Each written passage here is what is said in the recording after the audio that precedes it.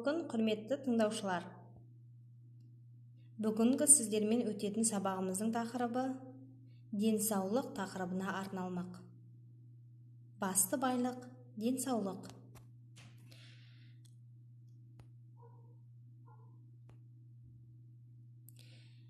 Олай болса, денсаулық тақырыбына арналғандықтан сабағымызды денсаулық жайындағы мақал-мәтелге берейік.